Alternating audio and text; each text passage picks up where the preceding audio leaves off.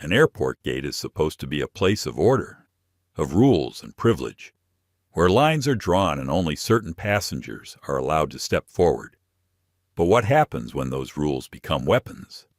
What happens when a man in a tailored suit is told, loudly and publicly, that he doesn't belong simply because of the color of his skin? Marcus Hale was not just another passenger.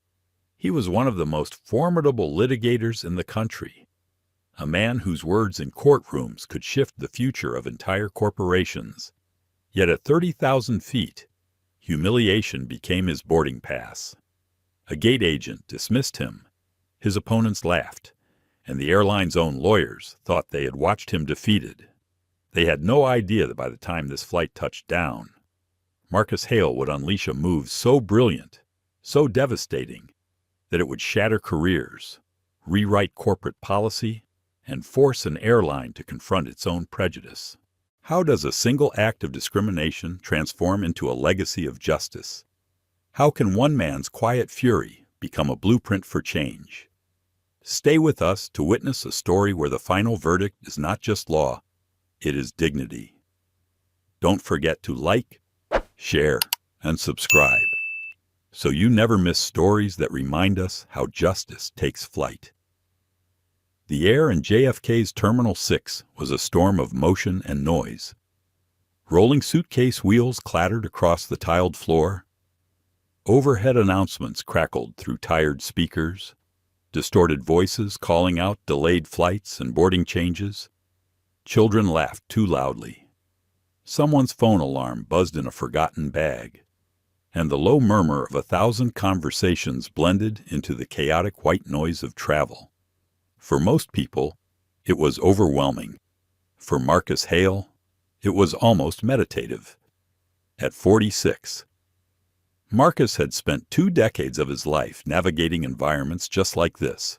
Airports, courtrooms, corporate lobbies, all spaces where tension hung in the air like static. And the difference between winning and losing often came down to who could stay calm when everyone else unraveled. He had built his reputation as one of the fiercest corporate litigators in the country, not by yelling the loudest or swaggering the hardest, but by doing the opposite, listening, calculating, waiting for his moment. On this humid August morning, his moment was supposed to be in San Francisco. He was flying out for the final stretch of a high-stakes patent trial. His client, a tech company on the brink of losing everything, depended on him. The opposing side was represented by lawyers backed quietly but powerfully by none other than the very airline he was boarding today, Meridian Airlines. The irony was thick enough to taste. Marcus adjusted the strap of his leather briefcase and walked toward Gate 34, where Meridian Flight 227 to San Francisco was now boarding Group 1. His boarding pass glowed on the screen of his phone. Hale, Marcus, Seat 2A, Group 1, First Class, Priority Boarding, no question. He took his place in the short, orderly VIP line. The cluster of passengers there was a mix of suited executives, frequent flyers with diamond tags dangling from their luggage, and a few well-heeled travelers whose casual clothes were expensive enough to signal their wealth. Marcus, in his tailored navy suit with understated cufflinks, blended seamlessly into that world.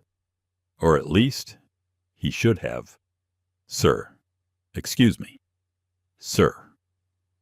The voice cut across the boarding area, sharp and high-pitched, designed to command attention rather than offer assistance. Marcus looked up. The gate agent stood with her arms crossed tightly over her chest. A severe blonde bob framed her face, and her expression was already hardened with suspicion. Her name tag read Brenda Kowalski. "This line is for Group 1 boarding," she announced, loudly enough for everyone in earshot. "General boarding hasn't started yet. You'll need to wait over there." She pointed toward the crowded mass of passengers pressed against the stanchions, waiting for their turn. Marcus felt it immediately, the familiar tightening in his chest, the silent calculation of what this was. He had been here before. Different cities, different gate agents, same playbook. A black man in a suit, standing where someone decided he did not belong. He kept his voice level. "I believe I am in the right place." He raised his phone. The boarding pass clear on the screen. Seat 2A, Group 1. Brenda barely glanced. Her lips pressed into a thin line. "There are a lot of people trying to cut in today. I'll need to see your paper ticket." Marcus blinked slowly. "Mobile boarding passes are valid. This is my ticket." "Sir," Brenda said, louder this time, "if you can't produce the ticket I'm asking for, you're holding up the line for our valued customers."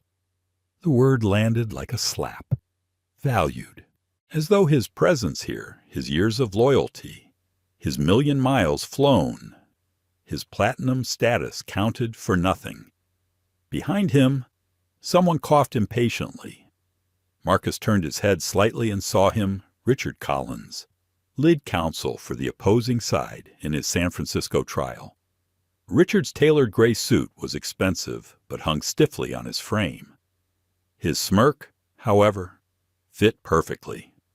Beside him was his associate, a younger lawyer shifting uncomfortably but saying nothing. Richard leaned in just enough for Marcus to notice. He whispered something to the associate and chuckled under his breath. The chuckle carried, casual and cutting. Marcus's jaw tightened. He could escalate. He could demand a supervisor. He could flash the onyx-colored elite card in his wallet, a status so rare most airline employees had never even seen one. But none of that would change what was happening. This wasn't about a ticket. This was about perception, about a gate agent's quick judgment of who looked like they belonged. His eyes met Brenda's. She stood firm, waiting for him to argue. Instead, Marcus gave a slow nod. "Very well." He stepped out of the line, his back straight, his face unreadable. Around him, he felt the eyes of strangers, some sympathetic, some indifferent, and some, like Richard's, smugly satisfied. Brenda, flushed with triumph, turned back to her scanner. Next, she called sweetly, "Welcome aboard, Mr. Collins," she said moments later. Her voice dipped in honey as she scanned Richard's ticket. "Have a wonderful flight." Richard strode down the jet bridge without looking back, his associate in tow. Marcus walked to the end of the snaking line for groups 4 and 5. The general boarding crowd was thick with families juggling strollers, young travelers with overstuffed backpacks, and weary business people clutching paper cups of burnt coffee. He joined them, silent. He could feel the humiliation pressing down, heavy and sharp. It wasn't the first time. It wouldn't be the last. But the presence of Richard Collins made it sting in a new way. This wasn't just indignity. It was advantage handed to his opponent like a gift. The line shuffled forward. When it was finally his turn, the scanner beeped with the same impersonal tone as always. The agent at the desk, flustered and avoiding his eyes, tapped a few keys. "You've been reassigned," she mumbled. "Seat 28E. Enjoy your flight." Marcus said nothing. He walked down the jet bridge, past the gleaming leather of first class, past the seat that was supposed to be his. He caught Richard's eye for the briefest moment. Richard raised his glass of scotch and a mock toast, his smirk cutting deeper than words. Marcus kept walking, steady as ever, until he reached the cramped rows of premium economy. Seat 28E, middle seat. He slid into the narrow space between a businessman already snoring and a teenager blasting music through tinny earbuds. The fury was there, cold and quiet. But Marcus Hale did not burn hot. He never had. He knew how to wait. And at 35,000 feet, waiting could become the most powerful weapon in the world. Marcus settled into 28E with the kind of deliberate calm that comes only from years of practice. He placed his briefcase carefully beneath the seat in front of him, angling it so the latches would not catch on his shoes. The businessman to his left gave a sudden snort, shifted, and fell deeper into sleep, the sour smell of airport whiskey clinging to his clothes. On his right, the teenager bobbed her head to the thumping beat leaking from her headphones, thumbs flying across her phone screen in an endless scroll. Neither acknowledged him. In this narrow strip of the cabin, he was invisible. The hum of boarding filled the space as passengers squeezed down the aisle, wrestling overhead bins shut with tired grunts. Flight attendants repeated the same lines in practiced voices. "Please keep the aisle clear. Place smaller bags under the seat in front of you. We'll be closing the door shortly." Marcus sat still, his hands folded loosely in his lap, his face unreadable, but inside, the humiliation coiled tight. He replayed the scene at the gate in his mind. The way Brenda Kowalski had spoken to him like a child trying to sneak candy. The way Richard Collins had smiled. The soft chuckle he knew was meant for him. The reassignment to 28E was more than an inconvenience. It was a declaration. You do not belong up front. You do not deserve comfort. Sit in the middle. Stay unseen. For a moment, anger surged hot and raw. He imagined standing up, marching to the front, demanding his rightful seat. He pictured himself pulling the black onyx card from his wallet, dropping it onto the podium like a gauntlet, watching Brenda's face crumble as she realized her mistake. He could hear the gasps from the other passengers, the whispered apologies, but the vision dissolved quickly. That was not his way. Marcus had never believed in small victories won by shouting. They fed the ego, but solved nothing. What he wanted was not a scene in an airport. What he wanted was justice on a scale that mattered. He exhaled slowly, long enough to let the heat drain from his chest. His thoughts turned colder, sharper. He had been embarrassed. He had been pushed aside in full view of his rival. But humiliation, if harnessed, was a kind of energy. And Marcus Hale had spent his career turning raw energy into strategy. The seatbelt sign chimed overhead as the plane pushed back from the gate. The familiar rumble of the engines rising filled the cabin. A child began to cry, 2 rows back. The teenager next to him rolled her eyes dramatically and turned her music louder. Marcus closed his own eyes, leaning back into the headrest. For 90 seconds, he let himself feel it, every sting, every cut from the years of being second-guessed, of being asked for extra identification when others walked freely, of being mistaken for the assistant when he was the lead attorney, of being told in subtle, unspoken ways that his place was somewhere else. He felt all of it. He gave it the space it demanded. Let the anger and weariness wash through him like a tide. And then, as the plane tilted upward and the city fell away beneath them, he folded those emotions neatly and put them aside. He would not waste them in the cramped row of 28E. He would save them for something far greater. When he opened his eyes again, he was no longer thinking as a humiliated passenger. He was thinking as a litigator. Facts. Leverage, timing the architecture of his world. Fact 1. He had held a valid Group 1 ticket for Seat 2A. Fact 2. A gate agent employed by Meridian Airlines had denied him that seat, in direct violation of the contract of carriage. Fact 3.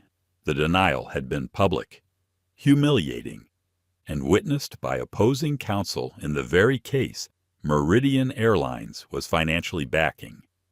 He almost smiled. If it had been designed by a playwright, the irony could not have been sharper. The beverage cart rattled down the aisle as the plane leveled off. A flight attendant leaned toward him, polite and professional. "Sir, can I get you something to drink before we begin service?" "Just water." "Thank you," Marcus said softly. Her tone was neutral, efficient, without the suspicion of the gate. The contrast was almost absurd. He took the plastic cup, the water cool against his palm, and thought again of Richard Collins sitting comfortably in 2B. He imagined the scotch in his hand, the laughter, the easy certainty that tomorrow's trial was already theirs. Richard thrived on arrogance. He treated the law as theater, his booming voice filling courtrooms, his gestures exaggerated for effect. To him, Marcus was not a peer, but an obstacle, something to be dismissed, mocked, diminished. Marcus had no interest in theater. He preferred the quiet kill of precision. The seat was uncomfortable, pressing against his shoulders, his knees brushing the seat in front of him. Yet, in a way, it was exactly where he needed to be. The humiliation Brenda thought she had inflicted was becoming fuel. From 28E, Marcus was already building the strategy that would unravel Richard's confidence and Meridian's power. He remembered something his father used to say. "They'll always test you, Marcus. They'll look at you and see less. The question is, what do you do with that? Do you let them write your story, or do you pick up the pen?" Marcus had picked up the pen long ago. Today, he would write in bold strokes. The cabin lights dimmed slightly as the flight attendants prepared for meal service. Around him, passengers settled into the long hall, pulling out neck pillows and laptops, sighing into books and half-sleep. Marcus reached down and brushed his hand across the smooth leather of his briefcase. Inside were the carefully organized files for Innovexa, his client, months of work, hundreds of hours of preparation. He had come ready to fight a trial. But now, a different fight was presenting itself. He pictured the courtroom tomorrow morning. He pictured the judge's stern face, the opposing counsel lined up, the opening statements ready to begin. And he pictured himself not there, because without him, there could be no trial. That absence alone was leverage, but paired with what had just happened at the gate, paired with the humiliation orchestrated by the very airline funding the lawsuit, it was not just leverage, it was a weapon. He thought of Leah Ortiz, his young associate waiting already in San Francisco. Brilliant, sharp, loyal. She had told him more than once that she saw him not only as a mentor, but as proof of what was possible. Marcus felt a pang of responsibility mixed with pride. He could not teach her to avoid humiliation, because in their world, that was impossible. But he could teach her what to do with it, how to turn it into power. The businessman beside him stirred awake, grunted, and pulled out a packet of peanuts. The teenager switched playlists, head still bobbing. The ordinariness of it all struck Marcus in contrast to the extraordinary plan forming in his mind. Most of these passengers would remember nothing of this flight. But for Marcus Hale, Flight 227 was about to become a turning point. He sipped his water. Calm again. He thought about the motion he would draft, the timing, the way it would hit Richard Collins like a silent torpedo. He thought about Brenda, still standing at some gate in New York, smug in her small authority, never realizing she had just set fire to her own company's credibility. The engines roared softly, steady and relentless. Outside the window, the sky stretched wide and unbroken, the horizon painted in streaks of orange and pink. Marcus let himself stare at it for a moment, a reminder that perspective was everything. He did not belong in 28E, but from this seat, in the cramped middle of premium economy, Marcus Hale was already winning. The plane had leveled into its cruising altitude, the steady hum of the engines filling the cabin with a constant, lulling vibration. Lights above dimmed into a softer glow, and passengers settled into the rhythm of a long flight. The businessman beside Marcus had fallen back into a restless sleep, mouth open slightly as he exhaled in uneven bursts. The teenager on his other side scrolled through her phone, earbuds still blaring a faint tinny beat that only she seemed able to tolerate. For Marcus Hale, the world had shrunk to a narrow space of silence within himself.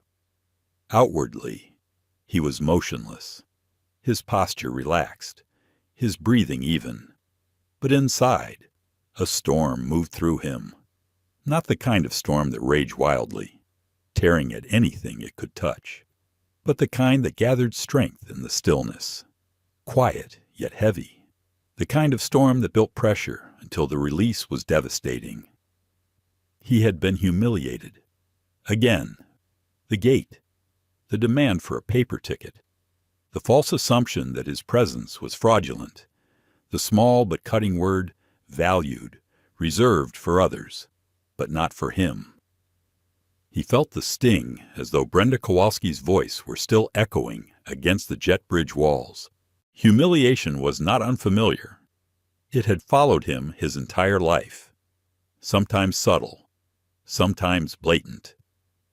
He remembered being a young associate at Sterling and Blackwell, dressed sharply and carrying his case files, only to be mistaken by opposing counsel for the assistant tasked with making copies.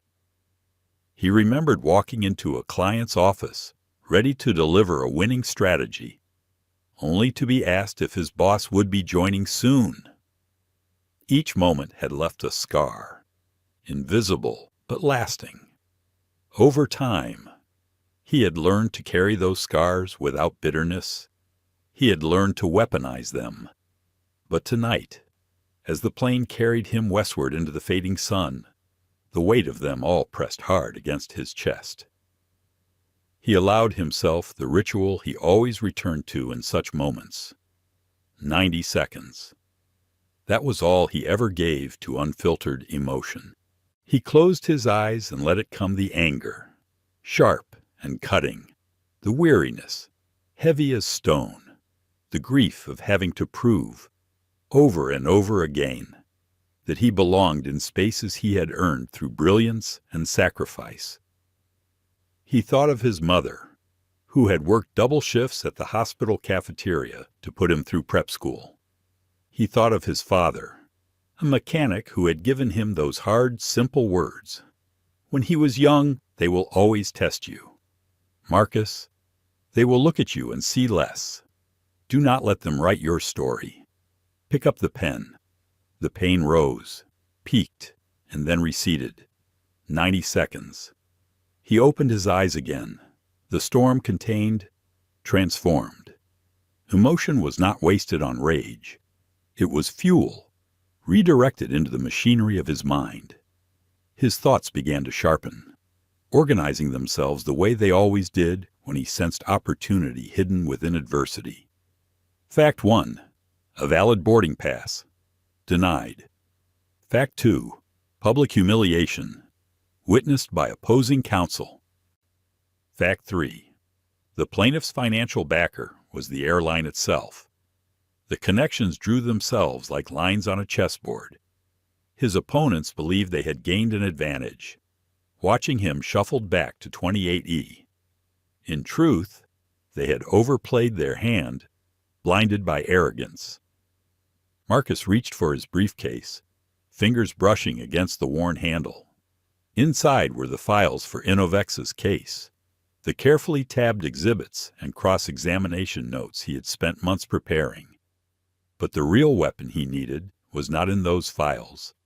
It was in his mind, in the motion he had already begun drafting in silence, a motion for emergency continuance.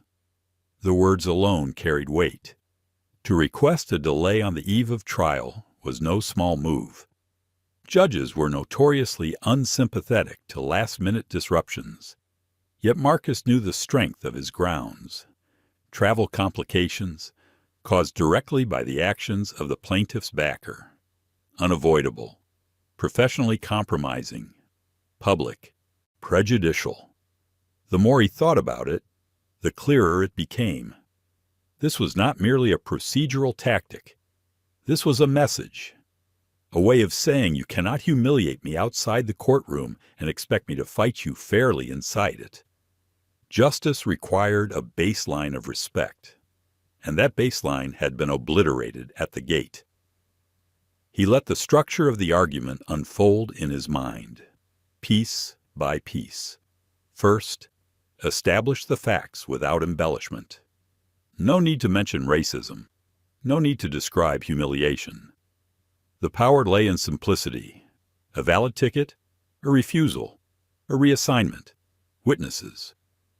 Second, draw the line of connection. The witness was not just anyone, but the very attorney funded by the airline responsible. Third, drive the conclusion. A fair trial was impossible under these compromised conditions. He could almost hear the voice of Judge Albright in his imagination, sharp and skeptical. Travel complications. Mr. Hale.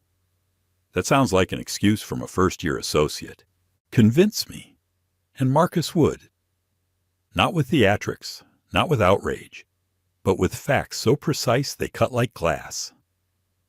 A flicker of doubt crept into his thoughts, as it always did before a bold move. Was this the right strategy? Would the judge see it as genuine necessity or as an opportunistic ploy? Would his client, already stretched thin by legal costs, understand that this delay was protection, not retreat? Marcus pressed his fingertips together and closed his eyes again. He pictured Leah Ortiz, his young associate, waiting in San Francisco. He remembered her words the last time they had spoken, her voice bright with certainty. You don't just win cases, Marcus. You change the game. She had meant it as admiration, but it was also a reminder of responsibility. He was not just playing for himself. Every choice he made rippled outward, shaping the path for those who followed. His doubt quieted. This was not retreat. This was strategy. He would not squander the leverage handed to him by Brenda's prejudice and Richard's smugness. He would transform it. The flight attendant returned, handing out trays of food with the mechanical rhythm of long-haul service, a plastic container of pasta, a roll sealed in plastic, a small square of brownie. Marcus accepted the tray with a polite nod, though his appetite was gone. He pushed the food aside, pulling his laptop from beneath the seat. The businessman beside him stirred, glanced, then turned away. The teenager did not notice at all. The screen glowed as Marcus typed, his fingers moving with steady precision. The title appeared first, Motion for Emergency Continuance. His name, the case number, the date. Then the words began to flow. Simple, clean, devastating. This motion is made on the grounds of unforeseen and unavoidable travel complications, which have created a professionally untenable environment directly caused by the actions of an agent of the plaintiff's primary financial partner, Meridian Airlines. He did not pause to savor the phrasing. He simply moved through it, laying down the affidavit like a surgeon stitching clean lines. He described the boarding pass, the refusal, the reassignment, the presence of Richard Collins. No commentary, no adjectives, just the truth, stripped bare. The power was in what he did not need to say. When the first draft was complete, Marcus sat back, letting the weight of it settle. In this cramped seat, surrounded by strangers oblivious to the storm quietly building, he had just shifted the ground beneath an entire trial. He closed the laptop softly and rested his hand on the cover. His eyes turned to the window, where the last traces of sunlight streaked the horizon. The silence inside him had changed. No longer fury, but resolve.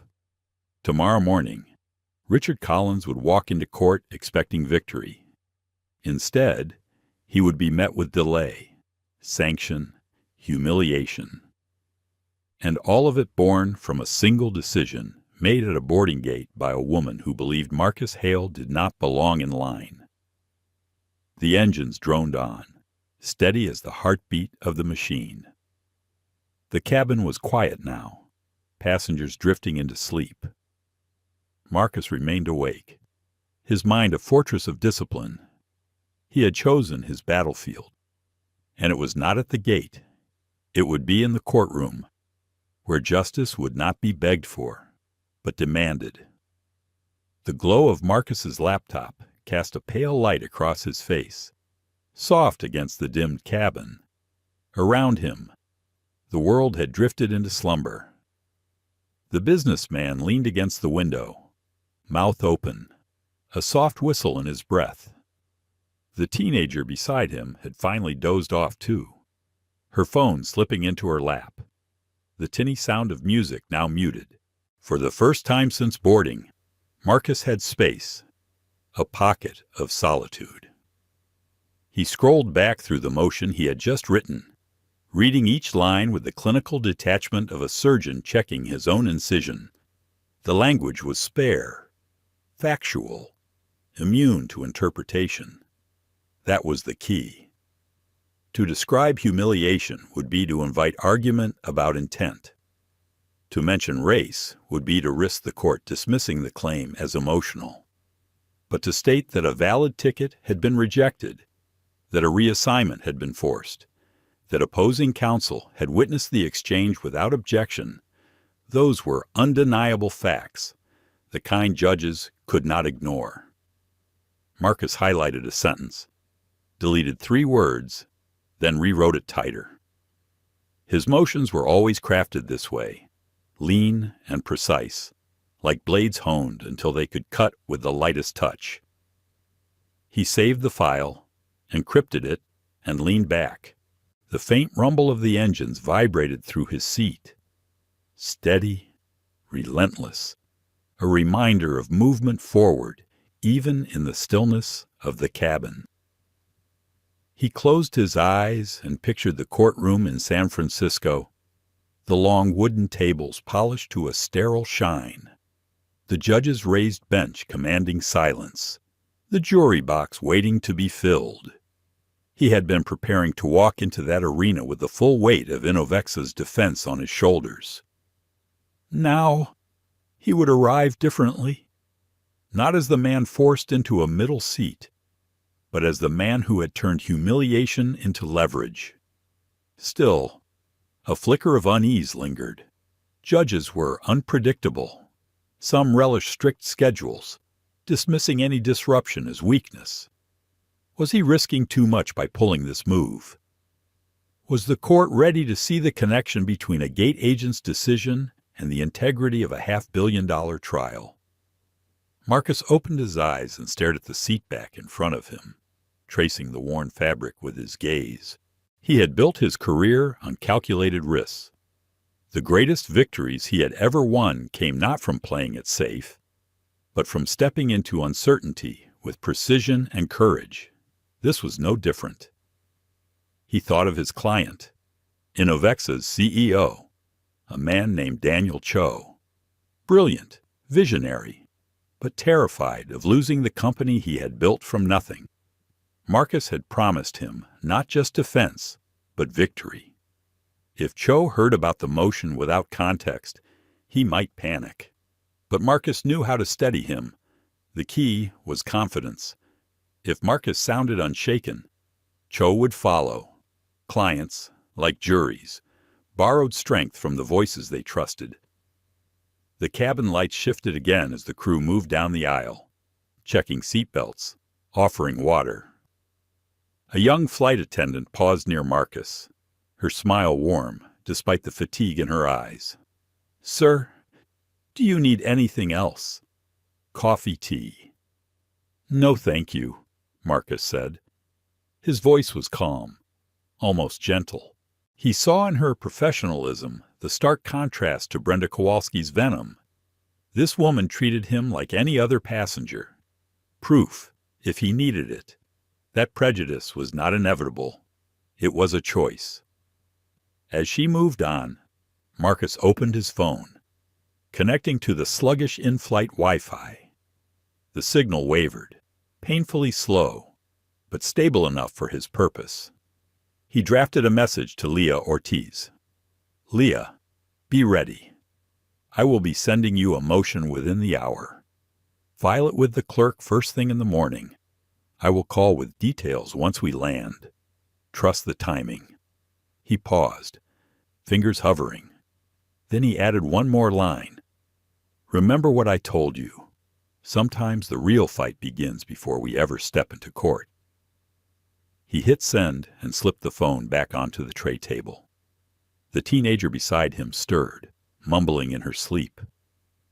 The businessman shifted and muttered something incoherent. Marcus looked past them. Out the small oval window, darkness stretched in every direction, the wing cutting across the night sky like a silver blade. Somewhere beneath them, the country sprawled, cities glowing faintly, highways traced with moving headlights. From this altitude, all of it looked fragile, miniature, almost insignificant. Perspective was everything. He thought again of Richard Collins, reclining comfortably in 2B with his scotch, confident, arrogant, untroubled. Marcus could see it so clearly the moment Richard would switch on his phone after landing, expecting congratulations and finding instead an email from the court, a notification of postponement, a sanction looming. That moment alone was worth every hour spent in 28E. Marcus felt the faintest smile touch his lips. It was not joy, not triumph, but satisfaction. A quiet confirmation that the balance of power was already shifting. Yet beneath the satisfaction was something heavier, more complex. Weariness.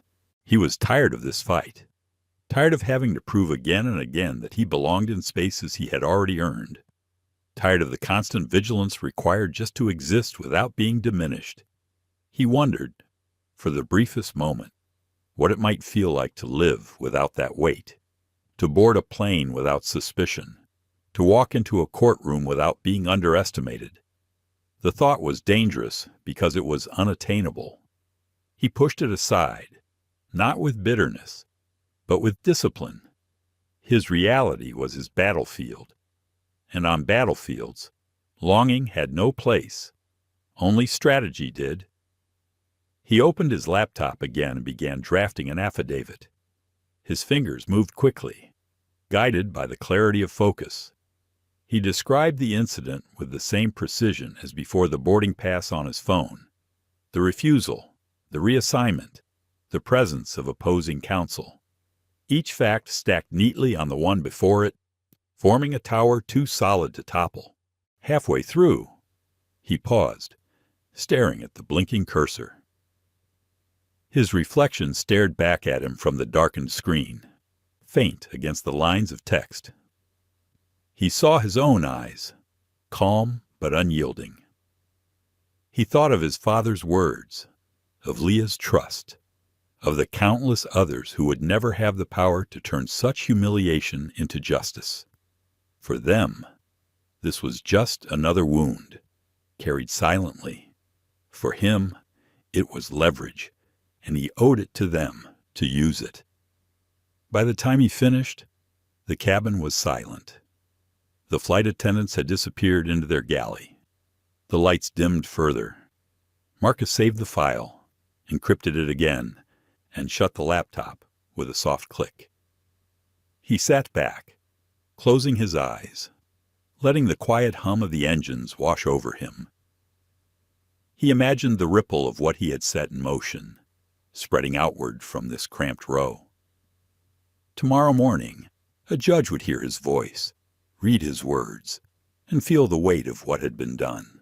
Richard Collins would stumble. Brenda Kowalski would be forgotten. And Meridian Airlines would realize too late that a single act of prejudice at a boarding gate had triggered consequences far beyond its walls. Sleep did not come easily, but Marcus did not mind. He had built his life on long nights and heavier burdens, and as the plane cut through the night sky, he felt the steady pulse of resolve anchor him at 35,000 feet, in a middle seat meant to diminish him. Marcus Hale had already begun to rewrite the story. The cabin was hushed. A blanket of low breathing and soft engine hum stretched across the rows. Marcus Hale sat upright, eyes closed, but his mind was wide awake. Hours had passed since they left New York, and the flight now drifted smoothly over the Midwest. When he opened his eyes, the clock on his screen read 3:12 m. Eastern Time. He had been through this rhythm too many times before late nights on red-eye flights. Mind balancing between exhaustion and sharpened clarity. He rubbed his temples lightly, feeling the familiar pressure behind his eyes, the toll of long weeks spent preparing for battle. Yet beneath the fatigue was something steadier, something that anchored him. Resolve. He reached again for his phone. The Wi-Fi signal flickered, a fragile lifeline in the sky. He checked his inbox. No new messages yet from Leah. She was likely asleep in her San Francisco hotel room, waiting for his instructions. He thought briefly of calling her anyway, but decided against it. Timing mattered. Too soon, and she might fumble. Too late, and Collins might regain ground. Timing was everything. Marcus thought back to a trial years ago, one that had nearly broken him. He had been a young partner then, going up against a team twice his size, their resources endless, their arrogance suffocating. He remembered pacing the hotel hallway at 2 a.m, phone pressed to his ear, coaching his associate through a last-minute motion. He had felt the same weight then that he felt now, the knowledge that his decisions did not just shape cases, they shaped lives. That trial had ended in a victory no one had predicted, and the lesson had stayed with him. The right move, at the right moment, could topple giants. He stared at the dark screen of his phone, then tapped the call button. Leah's voice came groggy but alert when she answered. "Marcus, it's me," he said. His voice was calm. Even, "Sorry to wake you." "No, it's fine," she said quickly, the rustle of sheets audible on the other end. "I've been half expecting you'd call. What's happening?" Marcus inhaled slowly, choosing his words. "I've drafted a motion. Emergency continuance. It will shift everything. I'll send it to you within the next hour. When it comes through, I need you to file it with the clerk first thing. Don't wait. Once it's filed, forward confirmation to opposing counsel and Judge Albright's chambers." There was a pause. He could almost hear her mind catching up, calculating the implications. A continuance, she repeated. "Marcus, the trial is tomorrow." "Are you sure I am?" he said simply. "But this isn't about delay for the sake of delay. It's about integrity. My presence is necessary for this trial. What happened today has compromised that." He explained briefly, dispassionately, the incident at the gate, the refusal, the reassignment, the presence of Richard Collins and his associate. He didn't dramatize, didn't embellish. He let the facts speak for themselves. Leah's voice sharpened with anger as she listened. "They did that to you in front of Collins. That's—" She trailed off, but Marcus knew what she wanted to say, that it was outrageous, that it was racist, that it was humiliating. "Yes," Marcus said softly, "but we won't call it that. We'll call it what it is, a breach, a disruption, a compromise of fairness. The rest will be obvious to anyone who reads it." Leah was quiet for a moment. When she spoke again, her voice carried the steadiness he had been hoping for. "Understood. I'll be ready." Marcus nodded, though she couldn't see him. Good. And Leah, yes, trust the timing. Don't question it. File when I tell you. I will, she said firmly. Marcus, I know you don't need to hear this, but I'll say it anyway. You're doing the right thing. He closed his eyes briefly, letting her words settle. Then he ended the call, the line going quiet. The silence returned, but it was no longer heavy. It was purposeful. Marcus drafted a second message, this one shorter, to Daniel Cho. Daniel, a situation developed during my travel that required immediate action. I've filed for a continuance to ensure fairness at trial. This is protective, not retreat. Trust me, I have it under control. We'll speak when I land. He read it twice before sending. Clients didn't need every detail. Not yet. They needed calm. They needed confidence. That was what he gave them. The cabin lights flicked brighter as the crew prepared for breakfast service. The faint smell of coffee drifted down the aisle, breaking the monotony of recycled air. Marcus accepted a cup from a passing attendant, the steam curling into his face. He held it in his hands, savoring the warmth. Across the aisle, a young woman stirred and opened her laptop. The glow reflected in her glasses, illuminating her focused expression. Marcus watched her type furiously, lost in her own battle. He wondered what she was working on: an assignment, a report, a presentation. He wondered if she, too, knew what it meant to fight for respect in spaces designed to exclude. He sipped the coffee, bitter but grounding. His mind wandered briefly to Brenda Kowalski. He wondered if she had gone home that night feeling triumphant, proud of herself for protecting the sanctity of her line. He wondered if she had told anyone what she had done, if she had laughed about it with colleagues. She could not possibly know the change she had set in motion, how her small act of prejudice had become the fulcrum upon which a $500 million case now balanced. Marcus felt no pity for her, only clarity. Prejudice was never small. It was cumulative. It stacked upon itself, one slight on top of another, until the weight crushed those beneath it. Tonight, Brenda's prejudice had been transformed into leverage. Tomorrow, it would be her undoing. He finished the coffee, set the cup aside, and leaned back. The hum of the engines was steady, almost hypnotic, but Marcus's mind remained sharp. The storm inside now focused into a single point. In the quiet of that cabin, he felt the shift. The humiliation at the gate had been real, painful, raw, but it had also been necessary.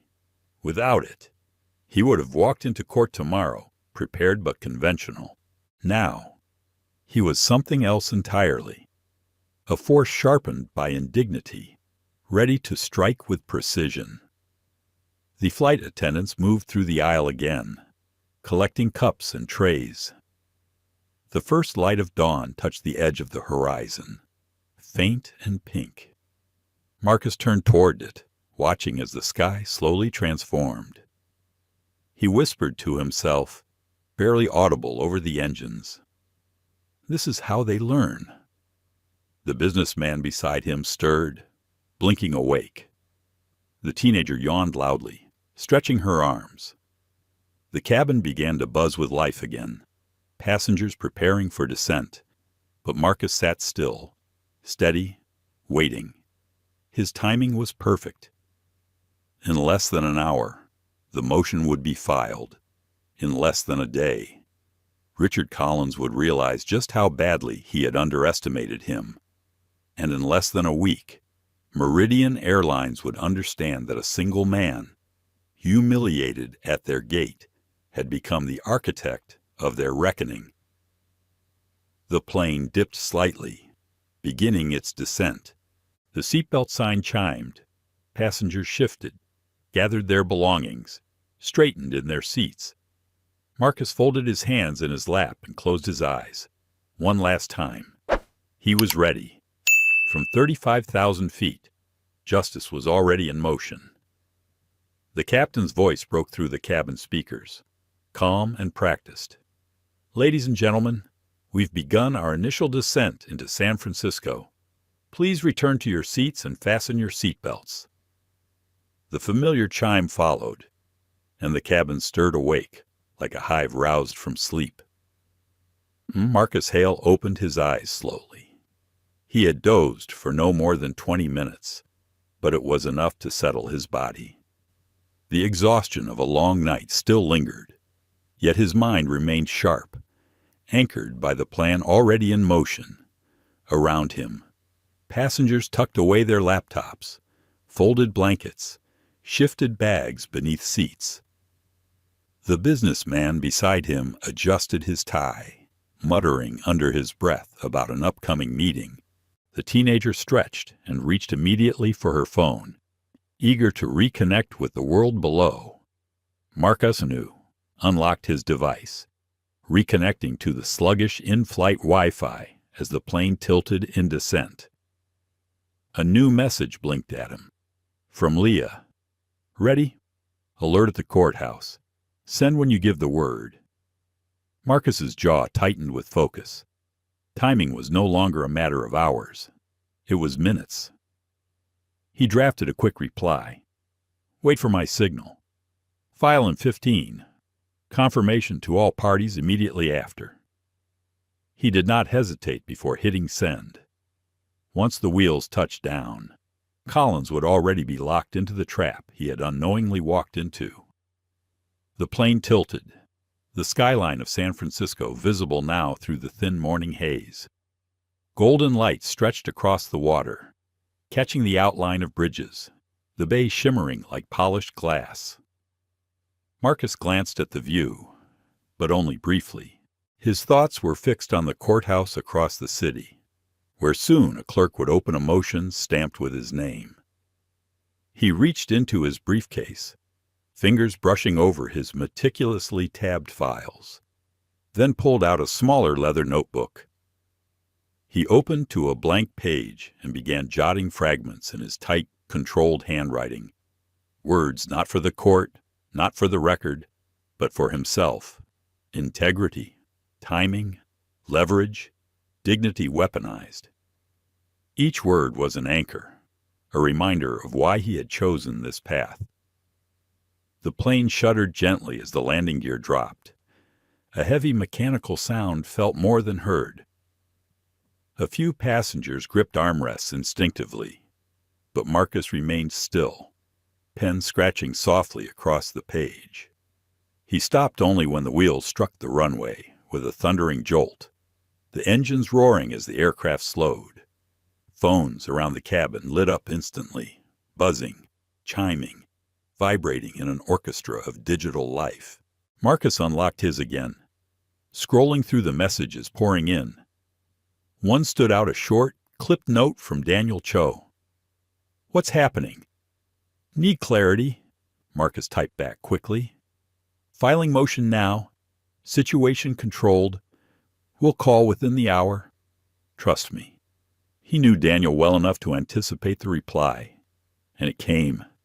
Seconds later. "I do. Don't let them break us." Marcus exhaled, a faint relief threading through his chest.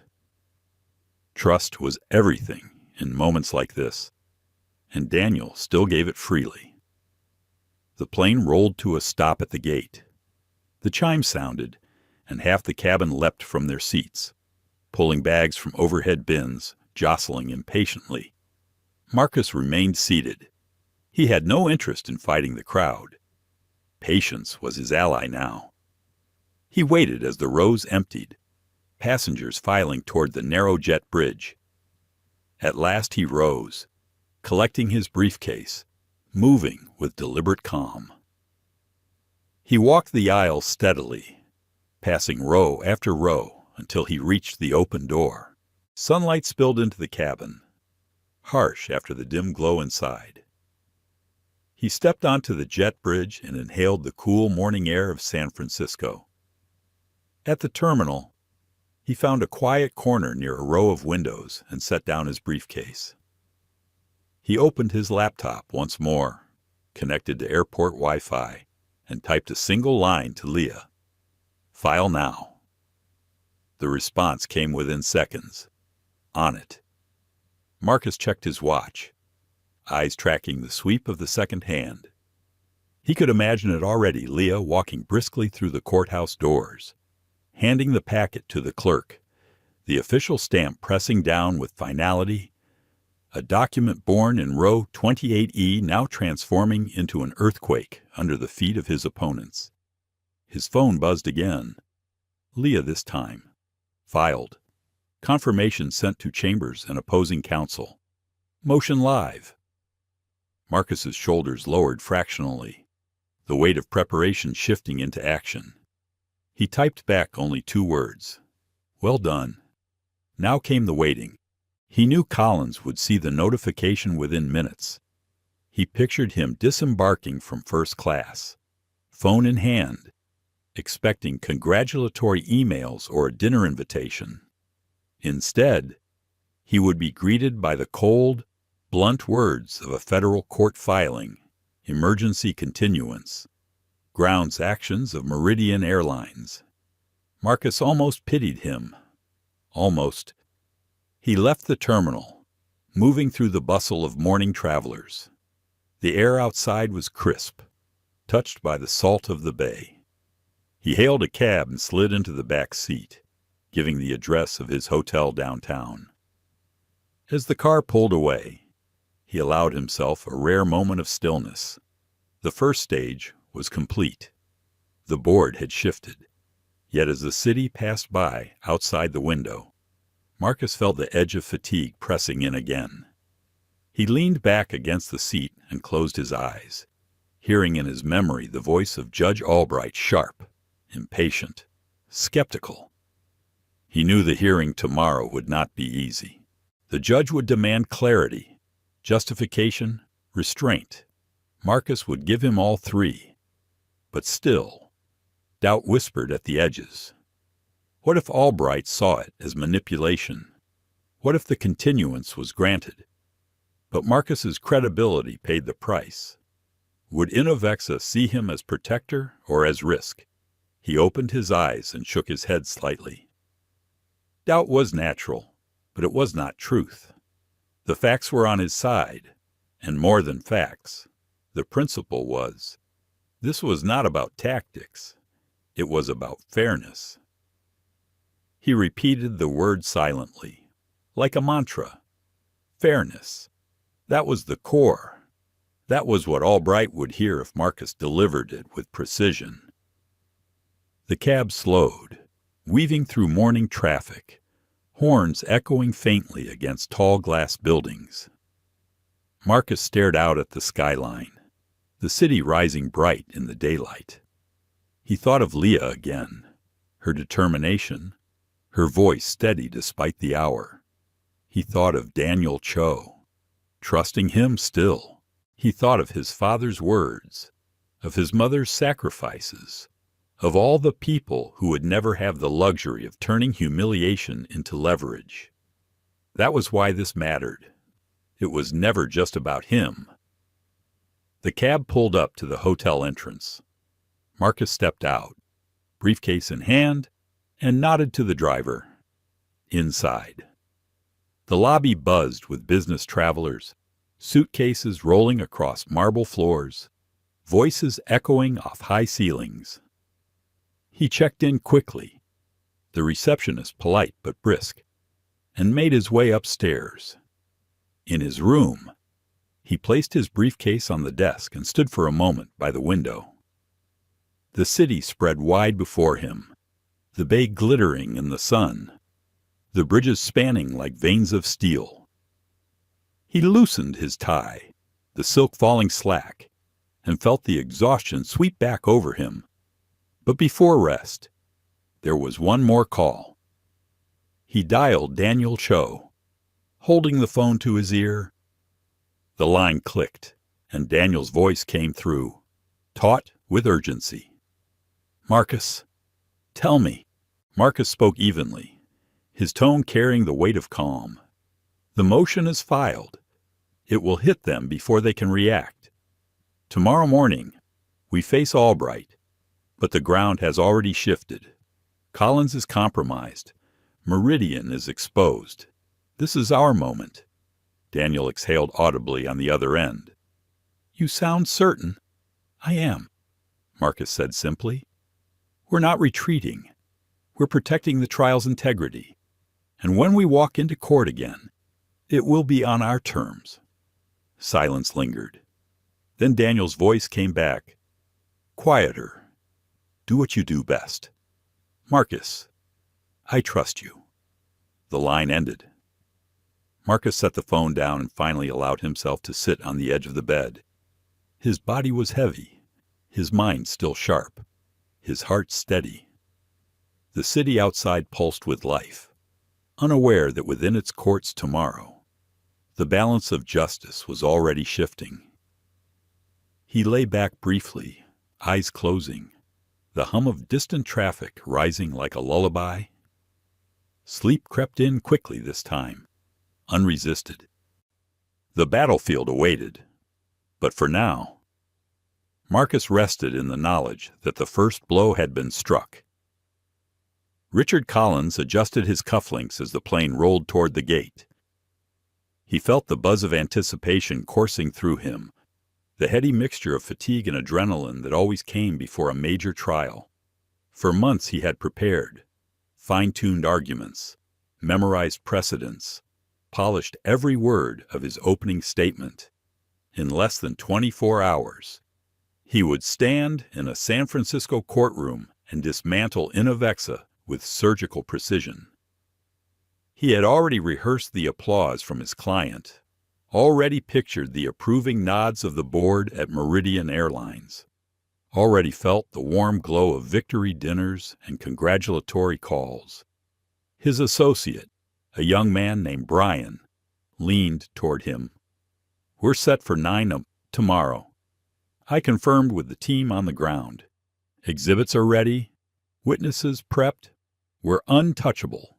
Collins smirked, swirling the last sip of scotch in his glass. "Exactly. Tomorrow's just a formality. The case is ours." The seatbelt sign chimed, and the cabin filled with the clatter of seatbelts unbuckling, overhead bins opening, voices chattering. Collins straightened his jacket and switched on his phone. The screen blinked awake, and immediately a flood of notifications surged across it. At first he dismissed them with mild irritation, probably routine updates, a last-minute note from the office. But then he saw the subject line of the first email. Filing notification, Case 3, 22CV0917. His eyes narrowed. He tapped quickly, scrolling through the attached PDF. The words leapt at him, black and merciless on the white screen. Motion for emergency continuance. Grounds professionally untenable environment created by Meridian Airlines. Plaintiff's financial backer. His throat constricted. No, this had to be a mistake. He scrolled further. The affidavit laid out every detail with clinical precision the boarding pass displayed. The refusal, the reassignment, the humiliation, and most damning of all, the presence of Richard Collins himself at the scene.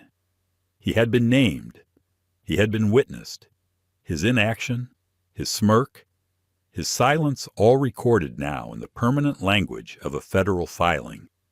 Richard Bryan asked, seeing the color drain from his mentor's face. "What is it?" Collins shoved the phone toward him. "Read it." Bryan's eyes darted across the screen, his expression shifting from confusion to alarm. This names you. It says you were there." "I was?" Collins hissed. "But he can't. He wouldn't." He trailed off, words collapsing under the weight of reality. Of course Marcus Hale would.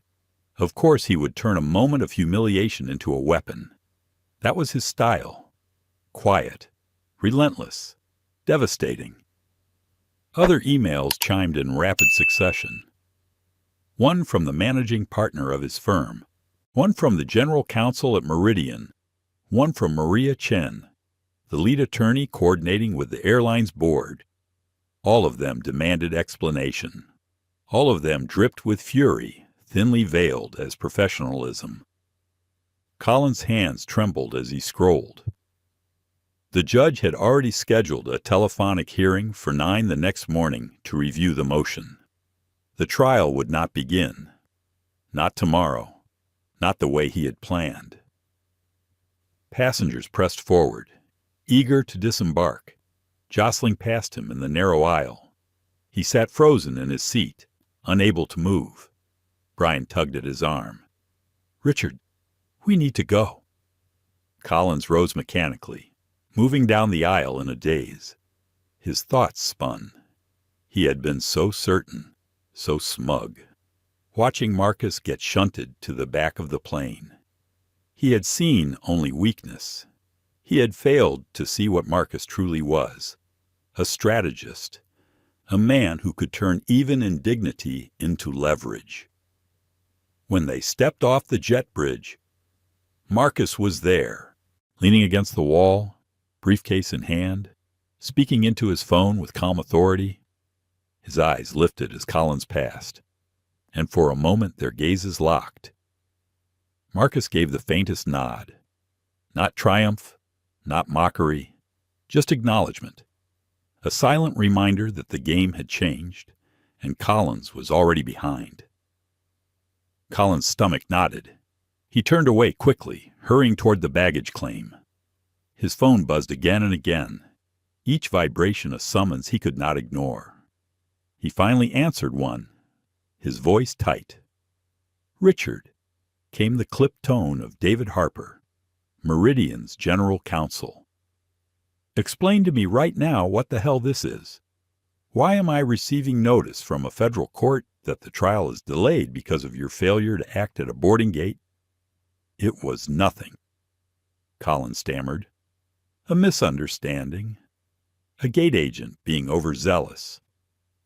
It had nothing to do with the case. Nothing to do with the case." Harper's voice rose. "Dangerous. Your name is in the affidavit. You watched our opposing counsel get humiliated by our airline, and you did nothing. Do you have any idea what this looks like? Do you have any idea what you've cost us, David? Listen." Collins tried sweat beating at his temples. "We can argue this down. The judge won't. The judge has already scheduled a hearing." Harper cut him off. "And if you think Judge Albright will dismiss this as trivial, you're more delusional than I thought. This isn't strategy anymore. Richard, this is malpractice. Get out of my sight. We'll be in touch."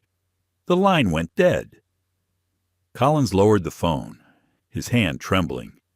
The terminal spun around him, voices and footsteps merging into a dull roar. For the first time in years, he felt something he had long forgotten. Fear. Beside him, Brian spoke carefully. "What do we do?" Collins turned on him, eyes wild. "We fight. We salvage what we can. We spin this. Call the office. Tell them I'll be at the hotel in 30. And Brian, say nothing to anyone else." "Not a word." Brian nodded quickly, but his eyes betrayed doubt.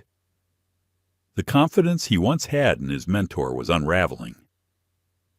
As they pushed through the terminal, Collins could not escape the weight pressing on his chest. Every step felt heavier, every email vibrating in his pocket, another nail in the coffin of his reputation. He had built his career on power, on arrogance, on the belief that men like Marcus Hale could be dismissed. But now, in the glare of morning light, he understood the truth. He had underestimated the wrong man. Marcus Hale was not weak. He was patient. He was dangerous, and he had just detonated a charge that would echo through the halls of the court, through the boardrooms of Meridian Airlines, through every corner of the legal world that once spoke Collins' name with respect. By the time Collins reached his hotel, the ripple had already spread.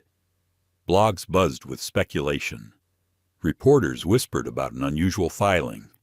Partners called emergency meetings. The name Marcus Hale was already on the lips of people who had not spoken it in years. Collins collapsed into a chair in his suite, head in his hands. His phone rang again. This time it was his managing partner. He answered reluctantly. "Richard," came the voice, cold and deliberate. "You've embarrassed the firm. You've compromised the client. You've compromised yourself. Pack your things. When this is over, we'll be reviewing your future here." The call ended before Collins could respond. He sat in silence, staring at the city skyline beyond the glass. The case he thought was his triumph had become his downfall, and the man he had dismissed at the boarding gate was now the architect of his ruin. Morning in San Francisco began with a thin fog rolling over the bay, cloaking the city in silver. From his hotel window, Marcus Hale watched the haze drift, sipping coffee in silence. He had slept little, but what rest he had taken was enough. The day ahead would demand everything of him. His phone vibrated once on the desk. A message from Leah. At the courthouse. Hearing scheduled for 9 sharp. Judge's clerk confirmed dial-in. Marcus set the cup down and loosened his shoulders. He adjusted his tie, the knot precise, the lines of his charcoal suit crisp. Today was not about appearances, but appearances mattered nonetheless. He picked up his briefcase, checked once more for the neatly tabbed documents inside, then left the room. The courthouse was already humming when he arrived. Journalists lingered near the steps, sniffing for a story. Attorneys hurried past, clutching files. Marcus walked with calm precision, his presence quiet but unmistakable. Inside, Leah greeted him with a nod, her dark hair tied back, eyes sharp with focus. "Everything's set," she said softly. "Clerk will patch you through in 5 minutes. Collins is already on the line with his associate. They sound frantic." Marcus allowed himself a faint smile. "Good. Let them be frantic. We will be steady."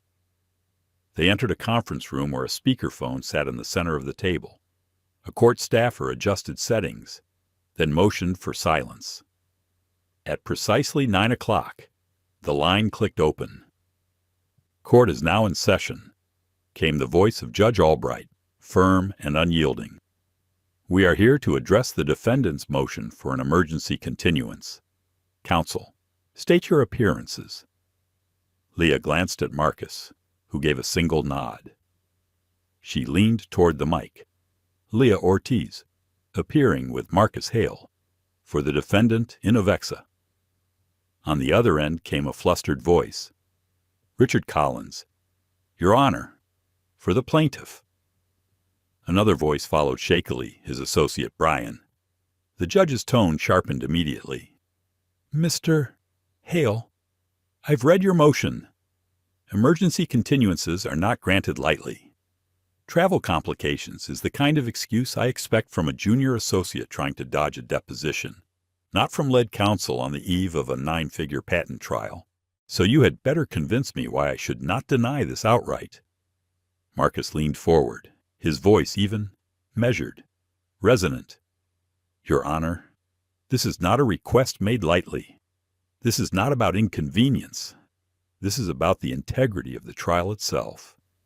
He spoke with deliberate calm, laying out the facts as if they were surgical instruments placed one by one on a table.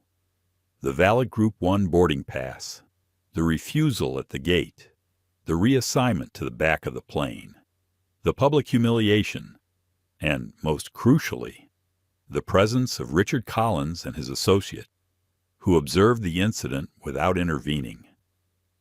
"These events," Marcus said steadily, "were not only unprofessional, they were prejudicial. The plaintiff's financial backer is Meridian Airlines. Their employees directly created an environment that compromised opposing counsel, and plaintiffs' representatives stood by as it happened. The atmosphere of fairness has been tainted before we have even entered your courtroom. There was silence on the line. The weight of his words hung in the air, heavy and undeniable. Collins burst in, his voice loud, desperate. "Your Honor, this is outrageous. Mr. Hale is exaggerating a minor misunderstanding. A gate agent made an error. That has nothing to do with the merits of this case. To delay a trial of this magnitude over a boarding issue is absurd." Marcus did not raise his voice. He did not need to. "With respect, Your Honor, it is not about boarding. It is about dignity. It is about whether one party can expect a fair contest when the other party's financial partner undermines them before trial even begins. To ignore this would be to condone it." Judge Albright's voice cut in, sharp as steel. "Mr. Collins, is Mr. Hale's account accurate? Did you witness the incident at the gate?" There was a pause. Too long a pause. Collins stammered. I saw a disagreement. I did not believe it was my place to interfere with airline procedures." "That's not what I asked," the judge snapped. "Did you see an airline employee remove Mr. Hale from a line he was entitled to be in another silence? Heavier this time." "Yes, Your Honor. And you did nothing." Collins' voice faltered. "I didn't think—" "Exactly," Judge Albright thundered. "You didn't think. You stood by while opposing counsel was publicly humiliated by an employee of your own client's financial partner. And you thought the appropriate response was silence. Do you understand what that looks like to this court? It looks like a taint. It looks like the integrity of these proceedings has been compromised. And that, Mr. Collins, I will not tolerate." The silence that followed was suffocating. Even Leah, steady as she was, felt the weight pressing down. Marcus remained perfectly still, his face calm, though his heart beat steady and strong. At last, Judge Albright spoke. "Mr. Hale, your motion is granted.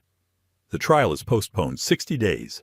Plaintiff, care of Meridian Airlines, will bear the full costs of the defendant's wasted travel and preparation for this week.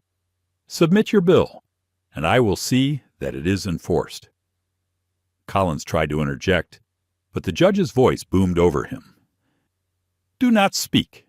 Mr. Collins, not one word. You have embarrassed yourself, your firm, and your client.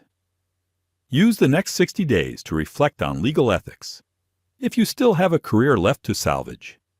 We are adjourned." The line clicked dead. For a long moment, the room was silent. Leah let out a slow breath, eyes wide with restrained exhilaration. Marcus simply leaned back, folding his hands together, his expression unreadable. "That was," Leah began, searching for the word, "necessary." Marcus finished for her.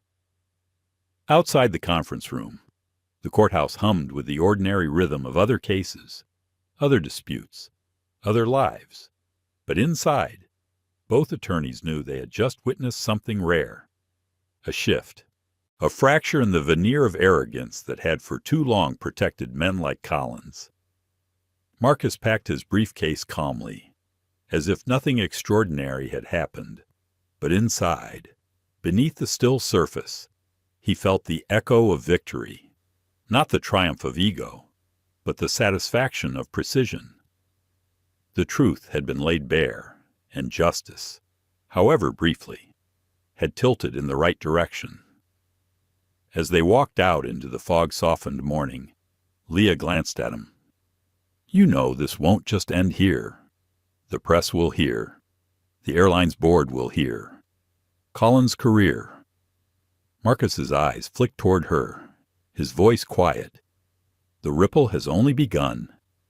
And he was right. Already. Phones were buzzing in law offices across the city.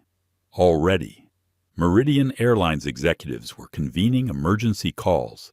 Already, the name Marcus Hale was spreading with renewed force, whispered with respect, with awe, with warning. But Marcus himself felt only a deep, weary calm. For all the noise around him, the heart of it remained simple. He had refused to let indignity pass unchallenged. He had taken the humiliation of one gate and transformed it into a reckoning.